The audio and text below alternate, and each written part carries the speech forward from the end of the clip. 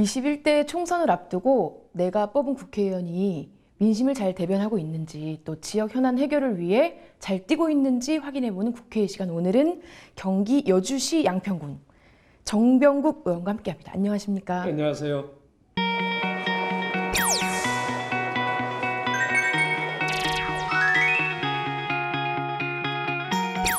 최근 이제 인기 캐릭터 펭수 예. 때문에 뉴스에 이름이 여러 번 오르셨어요. 펭수가 뭐 외교부 청사 들어가면서 네. 별도 확인 과정 없이 보안 검색대를 통과했다 이런 보도가 많이 됐는데 그 자료 출처가 정병국 의원님실이었어요. 예, 맞습니다. 다양한 댓글이 달렸습니다.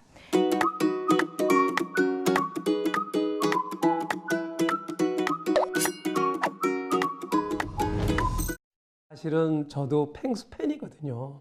그런데 어떤 시민이 저한테 연락이 온 거예요.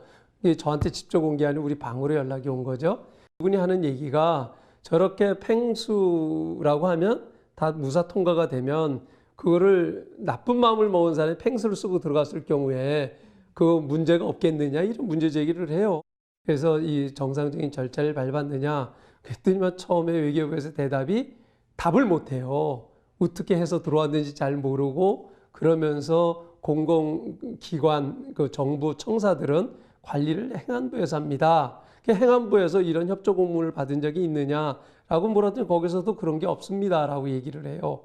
이게 잘못 왜곡되지 않도록 하라라고 했는데 이 기사가 나간 일면만 보고 엄청나게 혼났어요. 펭수 팬들한테. 이제 총선을 앞두고 보수 대통합 해야 된다 말이 많은데 보수 대통합 필요하고 가능합니까? 과거에 우리 바른정당을 창당을 했는데 바로 직후에 그 대선이 있었고 또 바른미래당을 합당을 해서 창당을 하고 나니까 지방선거가 있었어요. 그러다 보니까 처음에 창당을 할 때의 그 뜻은 좋았는데 결국은 선거 공학적 접근을 하다가 실패를 했다고 봅니다. 결국은 선거에서 이겨야지만 문재인 정권 그 진보 독재를 막을 수 있는데 그것만 겨냥을 해서는 안 된다. 거기에는 분명한 원칙과 가치가 있어야 된다라고 생각을 해요. 그래야지 국민들이 받아들일 수가 있다. 그렇기 때문에 보수 대통합은 쉬운 일은 아니에요. 그러나 해야 된다라고 생각을 하고 이것이 국민의 명령이다. 저는 그렇게 생각을 합니다.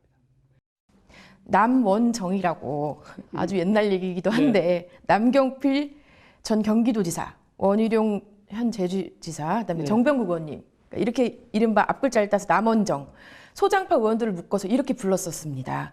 요새 정치권에서 여야를 막론하고 뭐 이 정도면 뒤를 이을 만하다 뽑아주신다면 한국에서 파란을 일으킨 김세현 의원 같은 사람들이 그런 역할을 할 수 있는 사람이라고 봐요. 계속 지속적으로 정치를 하면서 정치를 바꿔나가야 될 그런 사람들만 이제 스스로가 못 견딘다라고 하는 것보다는 안 바뀌니까 나를 희생해서라도 이걸 좀 바꿔보겠다라고 하는 의지 표명인데 이게 바로 변혁하고 바꾸고 혁신하고 하려고 하는 정치인들의 기본 자세라고 생각을 해요. 여당 내에서도 합리적이었고 진취적이었던 이철희 의원이라든지 표창원 의원이라든지 이런 사람들도 지금 스스로 정치하지 않겠다, 출마하지 않겠다 선언하고 있지 않습니까? 지역으로 시선을 옮겨볼게요. 올봄에 양평 주민들에게 반가운 소식이 있었다고 들었습니다. 서울 양평간 고속도로 사업 거의 잘 진행되고 있다고.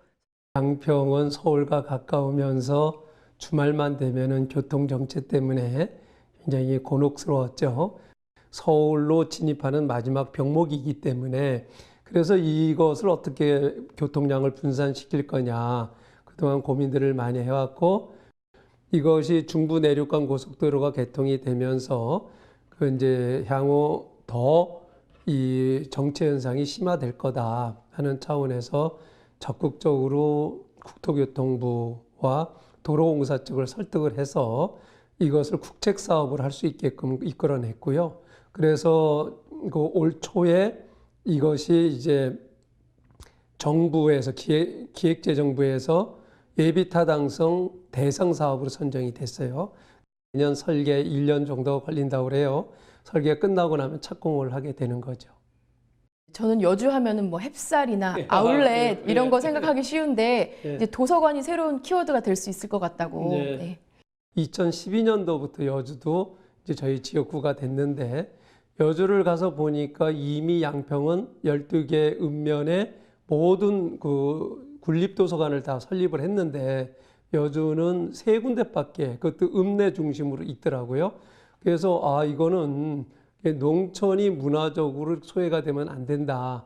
또 이것이 아이들에게 교육에 대한 분위기를 잡는 데에도 도서관만한 공간이 없다라고 생각을 해서 저희가 공약을 걸었죠. 올해까지 지금 착공을 했거나 준공을 한 것까지 포함을 하면 10개를 확보를 한 거예요.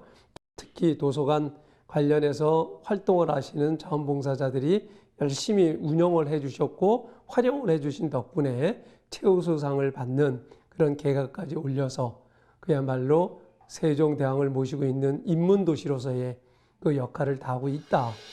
정치인의 한 사람으로서 정치가 국민을 걱정해야 되는데 국민이 정치인을 걱정합니다. 추운 날씨입니다. 얼마 남지 않은 올해 잘 마무리하시고 새해에는 새롭게 시작할 수 있는 대한민국 국민이 되기를 기대합니다. 감사합니다.